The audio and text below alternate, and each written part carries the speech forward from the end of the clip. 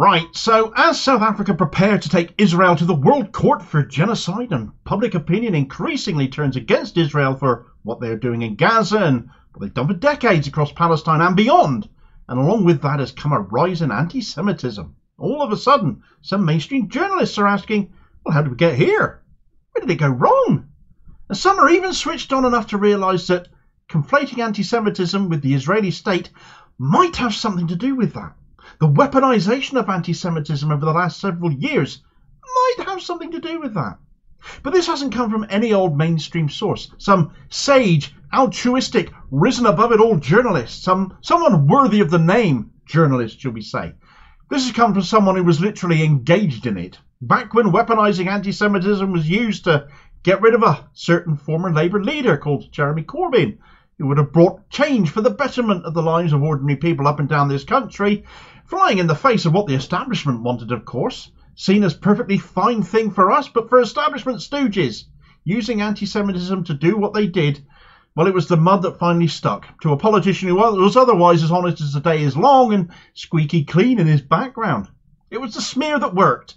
And now that there is significant fallout in this country from that, now all of a sudden, Jewish journalist Robert Peston seems to have had some kind of an epiphany. Right, so the anti-Semitism scam that brought down Jeremy Corbyn, you know it, I know it, let's not get bogged down that again. Suffice to say it worked. Those who worked against him, both inside the Labour Party, Keir Starmer's faction, and outside, mainly in the press, brought him down. Handed the country to Boris Johnson in 2019 after narrowly failing to beat Theresa May back in 2017.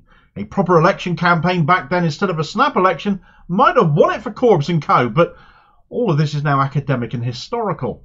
What isn't is the racism fallout from weaponizing anti-Semitism to do what they did. That Pandora's box is very much still open. Now, seemingly completely unaware of his own part in all of this, Robert Peston has put out a tweet in the wee small hours of this morning saying, "As a Jew, I have become increasingly worried that the charge of anti-Semitism is being levelled to silence legitimate and important debate. Anti-Semitism is on the rise, but there is also a rise in the unscrupulous use of the term to silence reasonable questions about the Israeli government's actions in Gaza. This article in the Harvard Crimson by Jewish community leader Bernie Steinberg warns of incipient McCarthyism. It is worth reading, whichever side of the debate you are on." This tweet is indeed in relation to an article which I will move on to presently. But hold the bus here 2 minutes. Have you looked in a mirror, sunshine? Silencing the debate on legitimate and important anti-Semitism, as you put it, you were part of it. A key example of Peston's involvement here was back in 2020, during the Labour Party leadership campaign following Corbyn's resignation. And we have to come back to Labour because anti-Semitism in public debate and discourse is at the level it is today, not just because Israel and particularly Zionists conflate Israel's existence with the Jewish religion, falsely, but because this form of racism was weaponized against Corbyn particularly, specifically, and they haven't been able to put it back in its box again. Now it's become inconvenient for those now in charge. A beast they let out of its cage that they can't get back in, as it were. Back in 2020, a hustings was held jointly by Jewish News, Labour Friends of Israel and the Jewish Labour Movement, which all four then leadership contenders, Keir Starmer, Rebecca Long-Bailey, Lisa Nandy and Emily Thornberry, took part in. And Peston was the host, Peston was the compere. And Peston asked a question to them. Do you regard it as anti-Semitic to describe Israel, its policies, or the circumstances around its foundation as racist because of their discriminatory impact? Is that an anti-Semitic statement? Well, that's not at all conflating being critical of Israel being anti-Zionist with anti-Semitism, is it, Robert? How come it's such a mystery how we got here to you now? Asking that question at a Labour leadership hustings too can only ever also be seen as deliberately following what was done to Corbyn. All of the contenders wrongly said yes. It's one reason why I, who was still in Labour at that time, chose not to cast a vote for any of them, because they were all, frankly, pathetic on this. I expected more of Long-Bailey, but then she let John Lansman run her campaign. He, the ex-Momentum leader, founder, who has now joined the Jewish Labour movement. Read into that what you will. Having got his answer, though, Peston continued. He asked, right, so Jeremy Corbyn presented to the NEC, Labour's National Executive Committee, a document which went to the NEC to approve, which would have said that statement is not anti-Semitic. That was a disgrace, wasn't it? What is a disgrace is asking the question, Robert. What is a disgrace is you trying to inure yourself from having any part in where we are today with anti-Semitism, both with the Labour Party and globally with anti-Semitism, nationally, shall we put it, now led by an ardent and unapologetic Zionist as the Labour Party is, and indeed the state of anti-Semitism in this country as a whole. Such is the influence of mainstream journalists. But these were your words, Peston. You asked this of Labour leadership candidates. You were, therefore, a perpetrator, were you not? Asking such inflammatory questions in the context of putting the boot into a lifelong anti-racist the media smeared cannot be viewed any other way, in my opinion, and definitely wanting to hear different from whichever person happens to succeed in. But perhaps you disagree. I'd love to hear you try and explain that if so, though. Of course, an answer was expected, and it was Rebecca Long-Bailey who happened to pipe up, and she said, "I can't remember the exact words," and that's as far as she got. She was the lefty candidate, you see. She was seen as the Corbynite, the continuity Jez candidate, so she was the one who got interrupted. But she wasn't just interrupted. Peston blew up at her, as did the assembled audience, which, if they are all from those three organising bodies of this event, should be of no surprise to anyone at this point in time. Peston shouted at her. Those were the exact words. I covered it. The story I reported on. It was an extraordinary moment. I don't understand why the NEC did in the end approve the document. At that point, there wasn't a deeper reckoning. This was back in 2018. I don't understand why there wasn't a deeper reckoning. Nothing like hammering the point home and dragging events up, but we're at that point 2 years old, eh, Robert? You bellowed at a Labour leadership contender, and you don't know why debate is now being silenced. You now have just tweeted a rise in the unscrupulous use of the term to silence reasonable questions about the Israeli government's actions in Gaza. Your words, your tweet from this morning, yet your question to Labour leader candidates in 2020 was a masterclass at showing why you and others in the mainstream media drove this, along with the politicians of the day.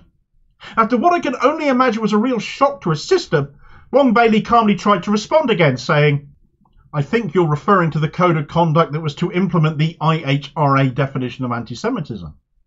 That was in itself flawed, but at the time it was all anyone was talking about, and if you didn't sign up to it, clearly you must be a racist. I'm not the only one calling Peston out on his tweet, though. Here's a few responses.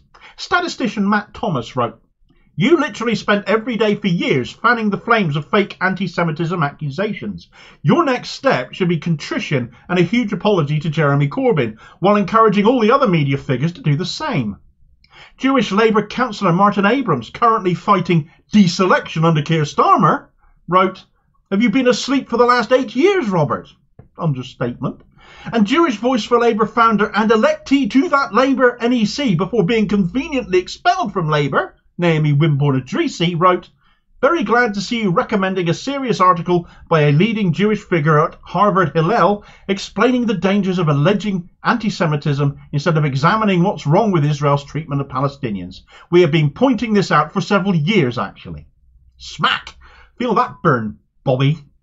Of course, before I talk about that article, it would not be remiss of me to not include at least one example of someone coming to Peston's aid here. Another establishment figure, the former Tory MP for Braintree, in fact, before we had the current Home Secretary James not very cleverly inflicted on us, better known as Rehypnol Jimmy at the moment, but I digress. The former MP for Braintree, Brooks Newmark, remember him? Caught up in a sexting scandal as he was. He tweeted to Peston saying, "I try hard to believe the same, but have come to a different conclusion. For many on the left, they don't protest when Arabs kill Arabs, as in Syria or Yemen, where far more Muslims have been killed in recent years. The left conflate Netanyahu's government with Israel and with Jews." Oh, so it's all the left's fault. The left are the Zionist ones, are they? Oh, and they're Islamophobic too. Let's ram that in there as well. There's a Tory nobody misses. You'll be joined by a fair few come the next general election, of that I'm feeling pretty certain of. But the article Peston referenced, let's get to it. If there's to be any positives to come out of this video, it's that the article Peston points to is quality. It's something he can only dream of writing himself, frankly, as a result. An op-ed by a chap called Bernie Steinberg, the former director of Harvard Hillel, as Naomi Wimborne-Idrissi made mention of, who penned a piece in the Harvard Crimson, which is the student paper of Harvard University, entitled "For the Safety of Jews and Palestinians, Stop weaponizing anti-Semitism. I think that's something we can all agree with, can't we? It's an article that frankly shouldn't ever have had to have been written, because to weaponize racism is to be a racist yourself. Surely we can all agree that that's pretty obvious. And although this article is written with an American audience in mind, for the anti-Semitism scam is happening there as well. In this case, the prompting of the article was the weaponization against educators, but one excerpt from it is pertinent to what has happened in the UK as well. As a leader in the Jewish community, I am particularly alarmed by today's McCarthyist tactic of manufacturing an anti-Semitism scare, which in effect turns the very real issue of Jewish safety into a pawn in a cynical political game to cover for Israel's deeply unpopular policies with regard to Palestine. A recent poll found that 66% of all US voters and 80% of Democratic voters desire an end to Israel's current war, for instance. What makes this trend particularly disturbing is the power differential. Billionaire donors and the politically connected, non-Jews and Jews alike on one side, targeting disproportionately people of vulnerable populations on the other, including students, untenured faculty, persons of colour, Muslims, and especially Palestinian activists. I think we're all familiar with that story by now, are we not? And we can all see the hypocrisy of someone like Robert Peston raising it as well, as if he was always above it all. When it doesn't take very long for someone to find that not to be the case and shove it under his nose and say, "Is this you?" Of course, no one does anti-Semitism weaponization quite like the state of Israel itself, for whom just wanting a ceasefire is anti-Semitic, despite them having already had agreed to a week-long one prior to the time of this accusation, which is rather weird, isn't it? But you should watch this video here next to learn about that, and I'll hopefully catch you on the next vid. Cheers, folks.